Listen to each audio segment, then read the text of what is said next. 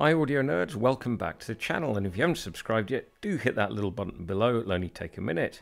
Great to see you all again, and time for a quick midweek video this time, and we're looking at the TRN TA1 IEMs, which I have here. Now these were sent to me by Chi-Fi Go, which is a company selling lots of TRN IEMs amongst other stuff, but they aren't sponsoring me, they haven't paid me. These are purely my independent thoughts with no thought interference at all. How's that for a disclaimer? Anyway, TA1s by TRN. TRN make a whole load of IEMs, mainly towards the budget end of the market. These aren't the cheapest pair they make. They retail for around the $30, £30 mark. As you know, the $30 IEM market is a very competitive one, with some great models from the likes of Blon and KZ available. So how do these measure up? TRN suggests that they provide an excellent build quality along with a unique sound signature that makes them really competitive. So first things first, you get this nice sturdy box, and in that you get the IEMs themselves, which we'll have a look at in a minute. Quite a nice cable actually, and you get a number of pairs of ear tips. So I've got the foamy ones on at the moment. It's nice to get those. I always like a pair of foamies in the package, but you also get, I think, 3 different sorts of black and white silicone ear tips. I tried all of them and the foam ones were best for me. And you know, some foam ear tips are very uncomfortable once they expand, but that's not the case with these. They squish down nicely, and when they expand they give you a nice seal, but it isn't painful. And in fact these are very comfortable IEMs. So in fact, let's talk about the design and build of the IEMs first, because I think that's the best aspect of them. And the IEMs themselves have full metal magnesium alloy shells, and they feel like really high quality products. You can see the little T emblazoned on the IEM there. If we lift the nozzle off, you can see that it too is metal with a nice wax grill there. It's got some nice ridges, so the ear tips are a little bit hard to maneuver on, particularly the foamies, but it also means that once they're on, they stay on securely. They're not going to pull off. The cable is detachable. It's an MMCX connection. It's a bit snug, but it does pull off and clips back on again nicely. I love the blue and red bands so that you can easily identify which side you're dealing with. Cable itself is surprisingly good quality at this price point. It's a braided silver cable. There's a nice sturdy L plug at the end, and it too has the T logo on it, so I like that attention to detail, and it feels like it's made of magnesium alloy as well. So for £30 you're getting a very sturdily built pair of IEMs. They feel very comfortable, they don't stick out too much from your ear. But let's get on to the important bit, the sound. Now this is a dynamic driver coupled with a balanced armature setup, so-called hybrid setup.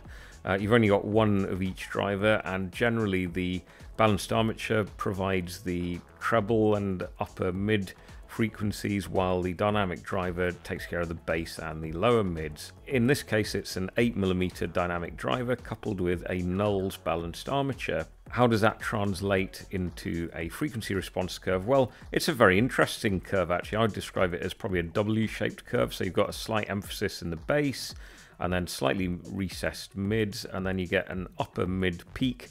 And then there's this rather weird gouged segment between around 4 kHz and 9 kHz, which is the upper mids and lower treble.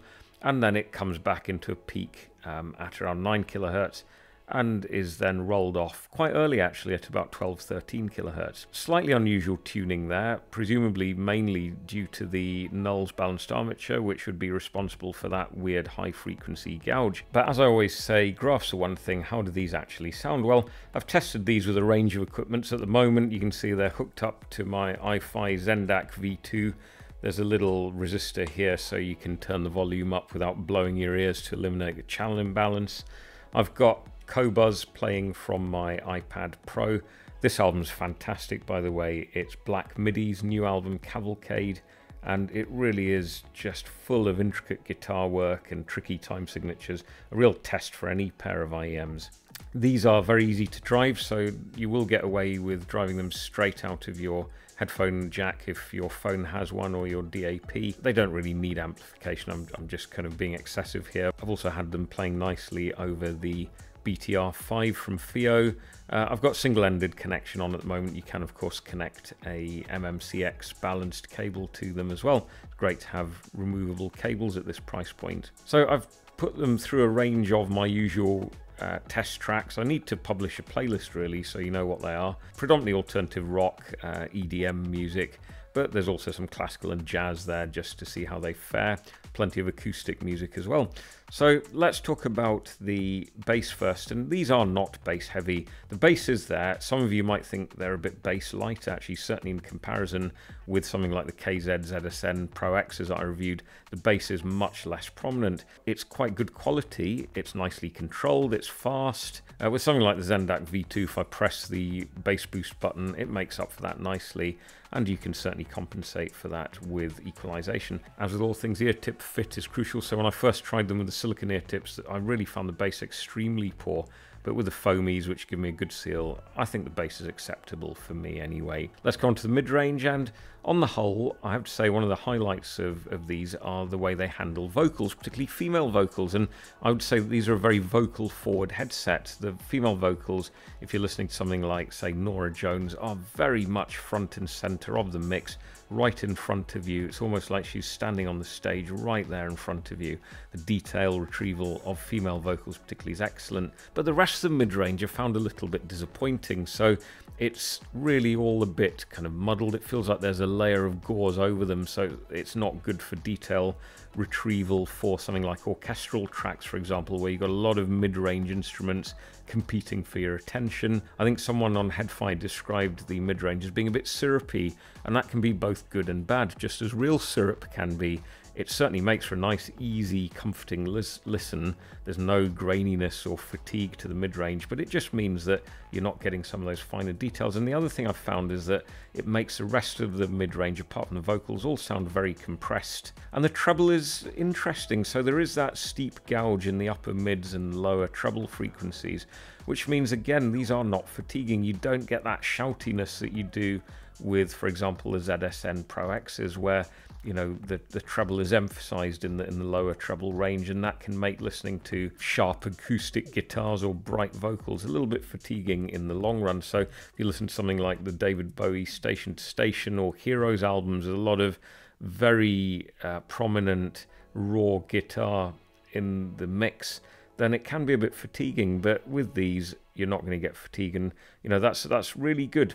However, there is a downside to that lack of upper, mid and lower treble emphasis, and that is that, again, you're not going to get that much detail resolution here.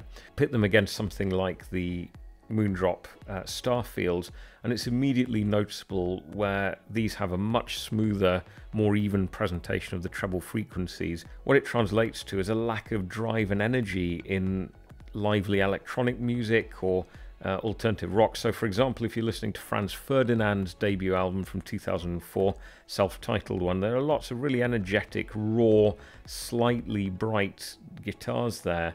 And when you listen to that through these, it feels like a much more laid-back experience, which may be your thing, but you certainly feel a little bit disconnected from the energy of the music, which I think is a real shame, actually. Now, the treble does kick back in at the higher treble end, and that does sometimes fool you into thinking that these have more detail retrieval than they actually do, and you will notice some of the sparkly top-end stuff. But don't be fooled, because you're not getting detail, you're just getting a very specific bit of the treble frequency reproduced. Now, I don't want for a minute to say that these sound bad. They don't. They sound very relaxing, and particularly if you're into vocal music, also something like Norah Jones, for example, I think these perform really well for that kind of music. Other acoustic guitar music with female vocalists, so something like Juanita Stein, for example, another one of my favorite artists, she sounds great through these, but you're not going to enjoy large-scale orchestral pieces. You're not going to enjoy Metallica, something where guitars are layered on top of each other.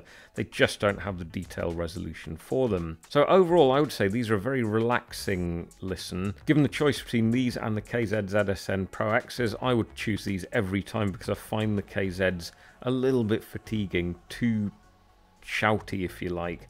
These are not shouty at all, and I could happily just listen to these for hours. However, I'd be very much aware that I was losing some of the detail in the music, and that the treble presentation isn't as even as it could be. So there's no doubt that the Starfields are far superior, but they cost 3 times as much. The £30 segment is very competitive, and Certainly from build and design quality alone, these are highly recommended. Sound quality wise though, I think you could do better, and I'll be reviewing the Belon Blonde BL03 soon. Just got my hands on a pair of those. I think the sound of those is very much superior for my taste anyway than these, so stay tuned for that. Thanks for watching guys. Let me know your thoughts as always in the comment section below, and keep watching for more videos. Take care.